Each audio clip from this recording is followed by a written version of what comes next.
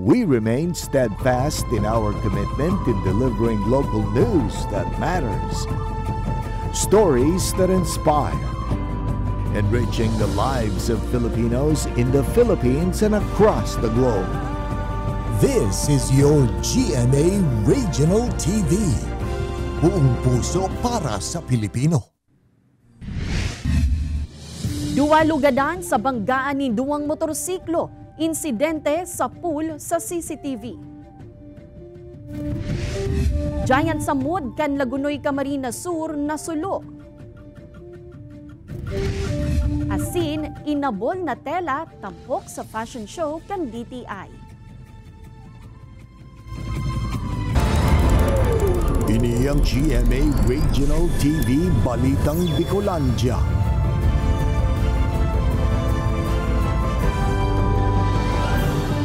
Diyos marahay na hapon mga kapuso, uni na ang Balitang Bicolandia. Hatud miyan pinakadarakula asin pinakabagong mga bareta sa Kabikolan. Kami ang tropa nin katotohanan, mahatud nin mga baretang mayong pikikilingan, mayo nin pigpoprotehiran. Live hali digdi sa GMA Complex sa Naga City, ako po si Kate Dalovieres.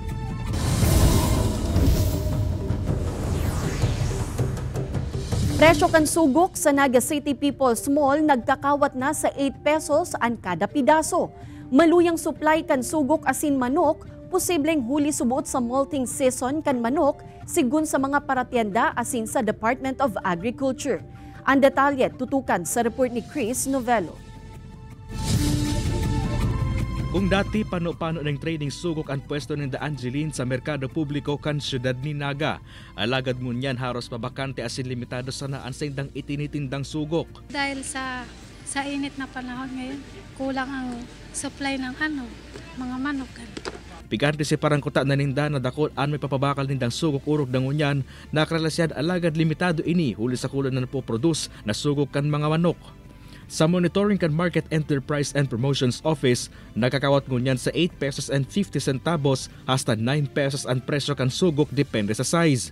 Naglangkaw man din 15 pesos ang kada tray kan sugok sa parehong merkado. Dati pa ang bakal ko lang alog ka ni Kuya Utso lang. Ngunyan po baganay na Garo sala sa no budget. Susog sa Department of Agriculture, nasa molting season o pagduduro kan balukag ang mga manok na posibleng nakakaapekto sa produksyon ng sugok. Pag August kasi, yan yung molting season ng mga manok na nagpapalit ng mga balukag. Para pagdating after 1.5 months, mas magayon na so production nila. Mientras tanto, magit ng mga paratienda ng karneng manok, mati man ang pagluwi sa supply asin pagmahalin 20 pesos per kilo sa presyo kaini. Nakakawat kaya ngunyan sa 220 pesos per kilo ang karneng manok sa nasabing merkado. Sa ibong kaini, nanotoran man ang pababa sa presyo kan karneng urig na nakakawat ngunyan sa 320 pesos per kilo, gikan sa dating 340 pesos per kilo. Kay banan si Carlo Abonita, Chris Novello, Balitang Bicolandia. Kan Agosto 15, pigdeklarar kan World Health Organization na public health emergency of international concern ang monkeypox o mpox. Kaya paglikay ang mahigot na pigahagad sa publiko kan DOH Bicol ngunyan, urog nang may naitala ng primerong kaso kan nasambitan ng helang sa nasyon. Aramunta ang detalye live kay Jessica Calino. Jessica?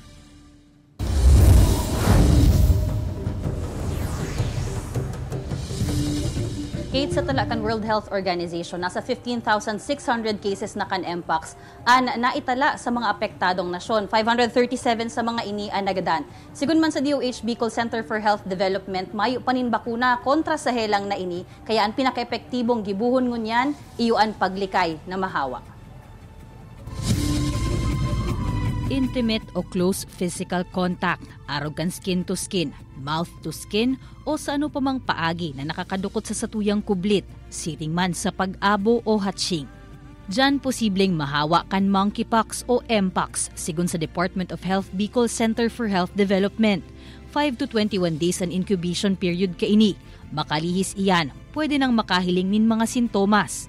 Sa laog nin saro hasta 4 na aldaw, pwedeng magkaigwanin mga kulani, asin sa sabayan kan kalintura asin iba pa. Makalihis ang 2 hasta 4 na semana. Diyan naman maluwas ang skin rashes. Partikular sa may lalawgon, mga kamot asin dapan-dapan. Tapos pag nainingta na po na may mga sintomas, iwasan ta na ang mga crowded places, no, para hindi na din po tayo hawak. Kaya dito po, no, gagamitin ko na din po ito. Kailangan po tayo ay maging responsable, no? Sa Democratic Republic of Congo, asin Central Africa ang kadaklan kan mpox cases. Yaon man ang posibilidad na maglakop pa ini sa ibang mga lugar, kaya pigdeklarar na ang public health emergency of international concern.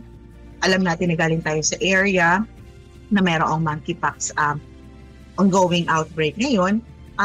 Iwasan na po muna natin, kararating natin, iwasan na po muna natin ang lumabas o makinghalubilo, or kaya po mag-take tayo ng precaution. Paano yun? Kung meron tayong ubo or kaya sipon, gumamit po tayo ng mask at ugaliin na muna pong huwag maghahawak ng mga kung ano-anong bagay na mga madalas pong hinahawakan ng ibang tao. At kung meron po tayo lang mga sintomas, palagiin pong umiwas sa mga totoong lugar at humugas ng kamay. For safety reasons, sinanay na daakan pirang mga Bicolano sa Camarines Sur an sa indang sadiri na pirming magsuot nin face mask. Tapos yung araw-araw lagi laman ako ng kalye dahil sa trabaho ko. Tapos kung sino-sino yung mga nakakasalamuha ko. So hindi natin alam kung ito ay carrier baga, ganun. Maray na ang sigurado, isa sa palarang ka, tapos makakakuha ka ng hilang, gastusan siyempre yan. Sigun sa DOH Bicol CHD, maayo umani na italang kaso kan mpox sa Bicol Region puon July 2022. Mantang sa bilog na Pilipinas, 10 na ang kaso kan helang puon kan December 2023. Ini makalihis kumpirma ron ni DOH Secretary Teodoro Herbosa na may sarong 33 anyos na lalaki na mayong travel history ang nagpositibo digdi kan Agosto 18.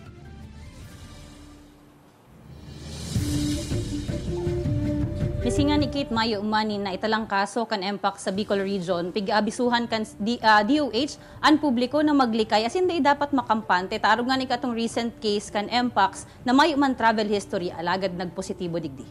Kate? All right, Jos Mabalos, Jessica. Lugadan ang duwang rider makalis maaksidente ang pigmamanehong mga motorsiklo sa Barangay Batang, Pamplona, Camarines Sur. Mahihiling sa CCTV footage sa lugar na pabalyo kuta na nintinampo ang sarong motorsiklo na minamaneho kan sarong rider kan mabudalan ini kan saro pang motorsiklo na gikan sa banwaan nin Pasakaw. Sa kusog kan impact, parehong nakaapon ang duwang rider. Posibleng dai subuot na antisiparan kan nakabudal na rider ang pabalyong motorsiklo. Sa ngunyan, may pag-urulay naman ang mga personang imbwelto sa nasambitan ng aksidente. So, maging defensive and disciplined driver po kita. Maging responsible po kita. Tabako lang po kitang nagagamit ng tinampo. Kadakol pong nagagamit ng tinampo. Saro sa mga landmark kan Banwaan kan Lagunoy, Camarines Sur ang Giant Samhod niyaon sa atubangan kan munisipyo. Alaga daan dakulang palatandaan na ini kan lugar na tumtum nin kalayo pasado alas 3 nin maagahon kan Sabado, Agosto 17. Sa inisyal na investigasyon kan BFP Lagunoy, posibleng electrical short circuit ang nagkausa kan pagbungkaras kan kasulo. Igwa kaya nin linya kan kuryente asin mga ilaw na nakakabit digdi. Naapektaran man kan kasulo ang kataid na tourism office kung sa inatunaw subuot ang pirang bumbilya asin wirings na harani sa Giant Samhod. Baka sa electrical short circuit, sa iba itong mga linya kang kuryente, may mga ilaw naman. Ipot ang probable cause kung sakali man pong tinuya ito, may man pong nakahiling, may man pating CCTV naman sa lugar. Arestado ang sarong 44 anyos na lalaki sa Kinundusir na gun buy bust operation kan CIDG Camarines Norte sa Barangay Kamambugan sa Banwaan kan Daet. Nakumpiskar sa sospek ang sarong unit kan caliber 38 revolver. Sa ngunyan, nasa kustodiya na kan kapulisan ang sospek para sa maninigong disposisyon. Ang operasyon na ini, parte kan mga pigigibong preparasyon kan CIDG para sa 2025 elections. Saro sa mga target kan nasambitan ng operasyon ang mga individual na inbuelto sa loose firearms as in gun running operations. Ini ang GMA Regional TV Balitang Bicolandia. Ini ang GMA Regional TV Balitang Bicolandia.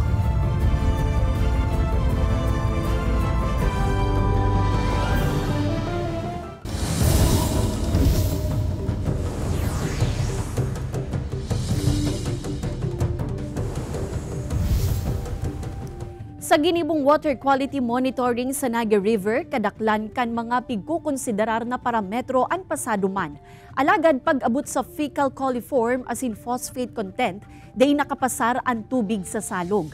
Katakod kaiyan makakaulay ta live si CJ Santua, ang Senior Environmental Management Specialist kan Naga City Environment and Natural Resources Office, tanganing aramunta ang estado kan Naga River base sa monitoring kan sa Indaman na opisina. Diyos marahay na hapon po, Sir CJ. Marahay na hapon man po sa Indogabos, asin sa mga nagira. Opo, Sir CJ, ano po ngunyan ang estado o status kang Naga River? Presente po, base po sa ginibong semi-annual assessment report po kang DNR, Environmental Management Bureau, ang satuya pong presenteng salog po ngunyan, base po sa 22 sampling station. Igwa po kita ng 13 parameters kung saan po ang duwa po dyan, ang phosphate and fecal coliform test, buminagsak po. And presente po ang status po and classification sa salog, class C po kita ngunyan. So sir, kung aron po kaya ng estado kang Naga River, may mga nabubuhay po bang sira digdi sa salog? As in, pwede po ba ining i-consume kan mga tao? Ayo po, kanakagi pong Agosto, nagkaigwa po kami ng Fishery Resource Assessment kung saan po nagdako po kami ng mga sira, mga mussels, mga clams po sa Naga River. As in, pigsometermi po yan sa BIFAR Regional Fisheries Laboratories and nagkuwig po ng resulta kung saan po, base po sa result po na tinaw kang BIFAR, pasado po as in pwede pong konsumon. And presente po nga, igwa kita ng mga Fish Folks Association na nagnaon sa Naga River. And ang BIFAR man din po, saro po yun sa mga dakulang partners ta kung saan, sinda po sila nag-provide ng mga fingerlings dispersal sa mga nakaperang activities na po sa TV sa Naga. Alright, sir, ngunyan po, gura nun na po kahanda ang Naga River para sa gigibuon na fluvial procession. Presente po, apera po sa regular mi pong ginigibo ang pagmantiner kang kalinigan kang Salog Naga. Kung saan po igwa kami mga personahes na nakadistino po sa gilid po mismo kang Salog dahil may station po kami dyan. Kanakagi pong mga perang simana sa pagi po kang Ina Bayanihan Project na pinanginutan po kang gobyerno lokal kang Naga, kiribalan po ang ibang mga opisina, kang Naga, ang City Engineering's Office, ang City Enro, Naga River Maintenance Unit, ang DPWH po, and ang Coast Guard, yaon din po, asin ito pong mga small voyadores volunteer group. Kaya na po si mga artist, nagkulisan po kami ng cleanup activities every weekends. Ini po in preparasyon sa pagpalinig po, asin mapagayon ang satuyang Salog Naga, bago pa man sa paabuton kang pesta. Sa mabot nga ni pong Agosto 31, igwa po kita ng citywide cleanup drives, as in inimbitar mi po ang gabos na makisumar yung maging parte kang sa tuyang aktibidades sa maabot pong kapestahan. Oo sir, sa saimdong mga preparasyon na ginigibo, ano po ang pangapudan nindo na pwedeng maitabang kan publiko sa pagmantinir kan kalinigan kan Naga River? Sa pangapudan mi po, inoted maging disiplinado kita gabos, as in responsable, partikular po si gabos na kaistar sa gilid na porsyon kang Salog Naga na iwasan po pag-aapon ng basura. Maging parte po kang solusyon, pwede po nindong i-report or sa barangay kung sa imang po nindo ang madadakop na nagalastar, nangaraot o nag-aapon po ng basura sa tuyang kasalugan. Dahil saro po niyo, dahil aram taman po na bako malam po kitang may kinabang kani. Sa maabot na pa pong mga panahon, henerasyon, kayo po ang bay kipagtabangan ta para maray as mapalinig po ang kalidad po kan tubig kan sa tuyang Salog Naga. Alright, Jos Mabalos po, CJ Santua, kan Naga City Environment and Natural Resources Office.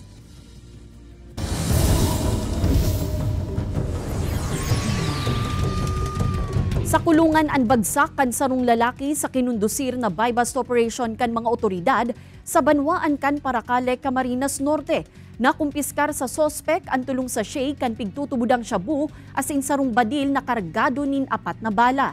Sa ngunyan, nasa kustodiya na kan kapulisan ng sospek, mantang pigpepreparar ang kasong isusunad kontra digdi. Sa Banwaan naman kan Bulan Sorsogon, arestado man ang sarong 39 anyos na parasira sa drug buy-bust operation kan kapulisan. Ang nasambitan ng persona, pigkukonsiderar na street-level individual drug personality sa Banwaan. Nakuha sa sospek ang 2 sachet kan pigtutubudang shabu. Sa ngunyan, nasa kustodiya na kan mga otoridad ang sospek para sa maninigong disposisyon. Klaseng ngunyan na aldaw sa gabus na pampubliko asin pribadong eskwelahan sa Camarines Sur, pigsuspindir ni Governor Luigi Villafuerte huli subuot sa mga pag-uuran. Reaksyon kan pirang magurang aramunta sa report ni Chris Novelo. Pigigiyahan ni Sindikan Milaor Camarines Sur an sa iyang grade 1 na aki sa module kaini. Suspendido kaya ang klase ngunyan na aldaw sa bilog na probinsya ng Camarines Sur pasado sa memorandum ni Governor Luigi Villafuerte. Daiman malik ang manghinay ni Cindy asin pirapang magurang na sinuspindi ang klase ngunyan na aldaw hulita magayman ang kamugtakan kan panahon. Naginayang pumunta. Siyempre po, naano man sa klase niya, taday naman po siya makanood. Noong lang po digdi sir, nagpapara cellphone. Painit mo po baga.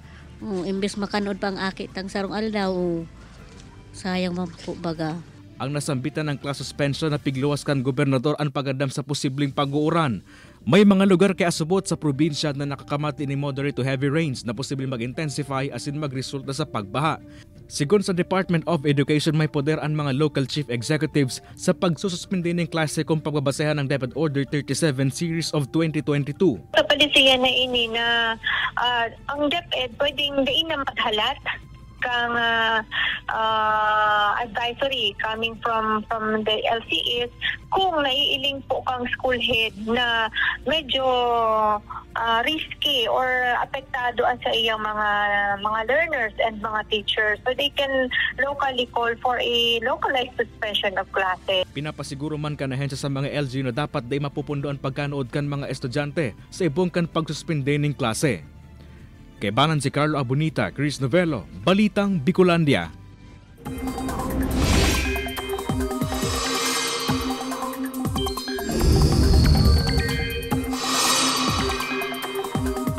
Naging bagyo ang low pressure area sa Laugcan Philippine Area of Responsibility kasuudma. Inapud ining bagyong Dindo enot na bagyo sa Par ngunya na Agosto. Huri ining namataan harani sa may extreme northern Luzon, alagad day man naghaloy asin nagluwas na sa Par kasubagong aga.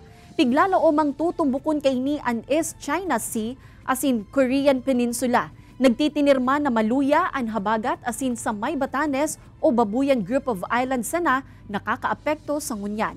Thunderstorms man ang mapauran sa dakulang parte kan nasyon. Sa datos kan Metro Weather may tsansa nin uran sa dakulang parte kan Bicol Region. May makukusog man na uran na posibleng magresulta sa baha o landslide. Posible man ang localized thunderstorms sa iba pang parte kan nasyon. Mga kapuso, natapos na po ang Regional Proof of Purchase promo kan GMA an Kapuso Kasiyahan Panalo. Asin uya po ang mga maswerteng kapusong Bicolanong nanggana sa Week 3. Antabayanan ang daily winners na may premyong 500 pesos asin weekly winners na may premyong 2,000 pesos.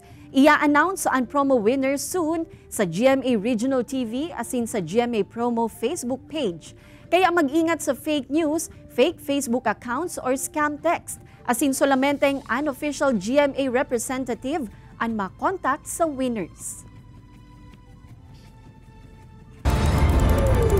Ini ang GMA Regional TV Balitang Bicolandia. Ini ang GMA Regional TV Balitang Bicolandia.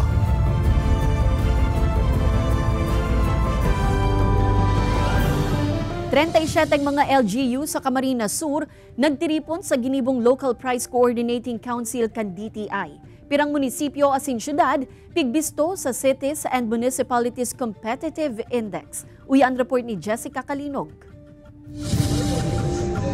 Republic Act 7581 o Unprice Act, asin ang mga existing DILG issuances, manunungod sa pagkakaigwa ng Local Price Coordinating Council kan mga munisipyo asin syudad. Iyan ang pigtukar sa ginibong Local Price Coordinating Council Congress kan DTI Camarines Sur. Pig-atindiran ini kan mga representante hali sa 37 LGUs sa probinsya asin iba pang lined agencies. Ang objective ta is one, apprise them with information, lalo na po itong related sa consumer protection.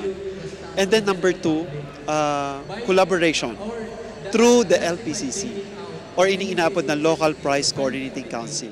Sigun ki DILG Camarines Sur Provincial Director Julius Cal Ortiz, haros gabos naman ng mga munisipyo asin syudad sa probinsya, igwana nin LPCC. Malaki ang papel na ginagawa ng mga local government units to prevent yung escalation ng mga prices, lalong-lalo kung wala namang state of calamity. And sabi nga, dinidiscuss ng DTI pag may mga cases of hoarding, monopoly, ganyan. Mientras tanto, sarong kasuratan man ang naresibe ni Naga City Mayor Nelson Legacion, hali sa DTI Central Office, na nagpapahayag na saruan Naga City sa makakaresibe nin pagbisto sa Cities and Municipalities Competitiveness Index Program. May upasubot nin impormasyon ang DTI Camarines Sur sa kung anong partikular na pagbisto ang itatao sa syudad asin iba pang LGU sa rehiyon. Alagad dakulang bagay na ang mapabali sa aawardan kan CMCI program. Kaibanan si Carlo Abunita, Jessica Kalinog, Balitang Bicolandia.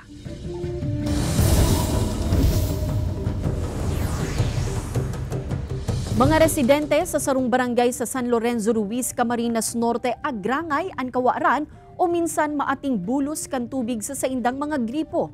Ang detalye sa report ni Rosie Nieva. Padagos na nagrangay kan mga residente sa barangay Matacong, San Lorenzo Ruiz, Camarines Norte ang supply kan tubig sa saindang lugar. Kung minsan kaya, mayo talaga ning tubig na nagluluwas sa saindang mga gripo. Minsan naman, igwang supply alagad maati ang tubig. Kung umaasa lang lagi kami sa bili, tulad kong senior citizens na, hindi ko masasabing laging may pera. Kailangan talaga may malinis na tubig na mapag-iinuman. Aminado man ang manhamiento kan Barangay Water Works and Sanitation Association na sa krisis talagang ngunyan ang saindang water system. Huli ka ini, naghagad na sindanin tabang sa provincial government kaning matauan pondo asin mai-upgrade ang saindang water system gikan sa level 2 pasiring sa level 3. Ina-upgrade sana namin na maging level 3 pero sa kasamaang palad po talagang hindi kaya. Kaya sabi ko po sa mga board, nag-usap-usap kami na kung pwede, gawa natin ang paraan na maibalik natin dun sa level 2. Alagad sa ginibong investigasyon kan mismong Barangay Council, nagluluwas na daisubuot na susunod kan Barangay Waterworks and Sanitation Association ang saindang protocols dapit sa paggamit kan water system level 2. Nasira ang level 2 dahil pinayagan na pumasok sa kabahayan. So dun nagsimula yung problema. So hindi kayang ibigay na kaya nagkulang. Sa ngunya nangapudan ang mga residente na magbutas na sa saindang pwesto ang mga opisyal kan BWSA. Alagad sa ibong kaini, pigsyerto kan Barangay Waterworks and Sanitation Association na gigibuhunin daan gabos nga ning masolusyonan ang problema. Ini si Rose Nieva, Balitang Bicolandia. Makalihis ang haros 2 dekada puun kan maapektaran kan nakaaging mga kalamidad, magiging operational na liwat ang International Seaport sa Barangay Pantaw, Libon, Albay. Napakarahay na kaya ang edipisyo asing mga pasilidad sa pantalan. Igwa naman nin kuryente na saro sa kaipuhan sa operasyon asin transaksyon sa lugar. Nakatala ang gibuhon ang soft opening kan Pantalan sa katapusan kan bulan nin Agosto. Ang provincial government kan Albay ang mamanehar kan Pantalan basado sa kontrata sa Philippine Ports Authority na igwang 5 years validity. Positibo man ang LGU na dakula ang maitatabang kaini sa mga residente sa lugar asin sa mismong ekonomiya kan probinsya. It will create jobs, it will foster ancillary services na may kinalaman po sa mga port operations. Dadami po yung mag-iempleyo at by and large po yung economy natin lalakas.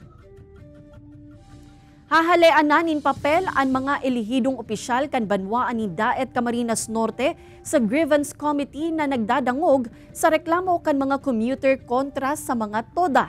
Ini ang nakapalaman sa bagong pasang ordinansa kan Sangguniang Bayan kung dati pigaagi pa sa Anbank meeting kan SB ang reklamo, alagad ngunyan papangenota na mismo kan Traffic Management Chief kan PNP ang grievance committee. Sa paaging ini nagtutubod ang chairman kan Tricycle Regulatory Unit na mas mapaparikas ang pagtataong solusyon sa mga reklamong pigsusunad kan mga commuter. Naglalauman ang TRU na inina ang magiging dalan tanganing dagos ng madisiplina ang sektor kan toda asin dain na maabuso ang ibang mga pasahero. Yung mga reklamo sa mga tricycle driver, ito na po ang pinakamabilis. Hindi po katulad nung una kung saan lahat po ng mga grievances, lahat ng mga reklamo ay kailangan pang idaan sa Nbank. Pumaparte kan selebrasyon kan Boys and Girls Week, pirang mga estudyante sa Camarines Norte ang natauanin pagkakataon na maeksperiensyahan na maging parte kan lokal na gobyerno kan Daet. Huli kay ini kasabay kan sesyon kan Sangguniang Bayan, nagsunad man kan sa indang mga kanya-kanyang resolusyon ang mga youth counselor na subuot dapat tawan atensyon sa banwaan.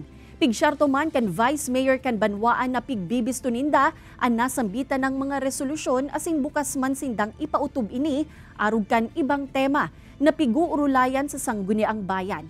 Labi man ang pasasalamat kan mga youth officials sa nasambitan ng eksperyensya kung sa inahiling ninda kung paano ang paggogobernar sa saindang banwaan. Dakulang tabang man subuot ini sa saindang magiging buhay sa futuro. Mga bado nagibukan local designers gamit ang inabeg o inabol na tela, ipigrampa kan mga model ambassador kan DTI Camarines Sur gikan sa man-ibaybang sektor. Ang potensyal kan inabeg fabric pigheras kan saro sa mga local designer. Uyan istorya ni Jessica Kalinog. Pun sa mga personalidad hali sa pribadong sektor, hasta sa mga bistadong tao sa serbisyo publiko. Present sa fashion show na pigkondosir kan DTI Camarines Sur. Sindaan pigaapod na mga model ambassador kan ahensya. Sa indang pigbida an man iba-ibang gowns and suits, nagibo kan mga local designer gamit an inabeg o inabe na tela. Ang mga culture and heritage, ang appreciation mas harapang kung ginagamit ko. I think i-develop na itong love of country.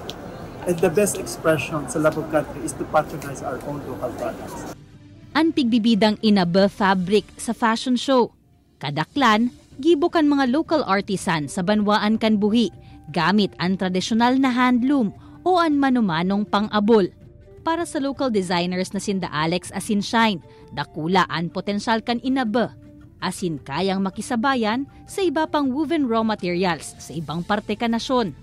About time na ang Bicol designers mabigyan na ng highlights kasi mostly sa mga weavers dito sa Tuya, medyo dapat ay kuwanan ng mama-recognize kang Bicol at ang government. Unique and fabric dahil this is made of 100% cotton materials na pinag-recycle kan mga kababayan ta.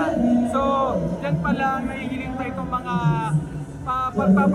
paghihirap ng mga kababaihan na matabangan sa inyong pamilya.